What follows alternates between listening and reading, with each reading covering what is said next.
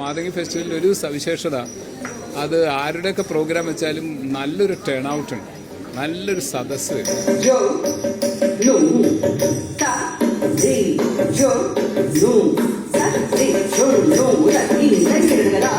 ഭോഗീന്ദ്രശായനം എന്നുള്ളത് ഗംഭീരമായ സ്വാതിരുന്നാളിൻ്റെ ഒരു കൃതിയാണ്.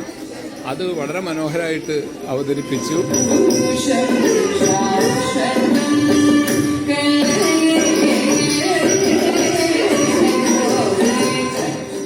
മാതേ മലയധ്വജ എന്നുള്ള വർണ്ണം, അത് വളരെ പ്രശസ്തമായിട്ടുള്ള വർണ്ണമാണ്.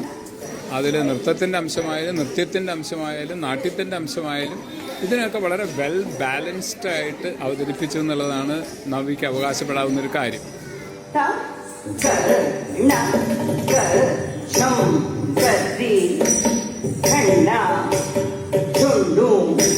കവിത ചെയ്യുമ്പോൾ പലപ്പോഴും നർത്തകിമാരായാലും നർത്തകരായാലും അവരൊക്കെ ഒരു മെലോ ഡ്രാമയിലേക്ക് പോകും. പക്ഷെ ആ മെലോ ഡ്രാമയൊന്നും വരാതെ ഒരു നായികയുടെ ഭാവങ്ങളെ, ഭാവപ്പകർച്ചകളെ വളരെ റെസ്ട്രെയിൻറ്റോടുകൂടി വളരെ നിയന്ത്രിതമായി അതേസമയം ശക്തമായി അവതരിപ്പിക്കാനും അവർക്ക് സാധിച്ചു എന്നുള്ളതാണ്.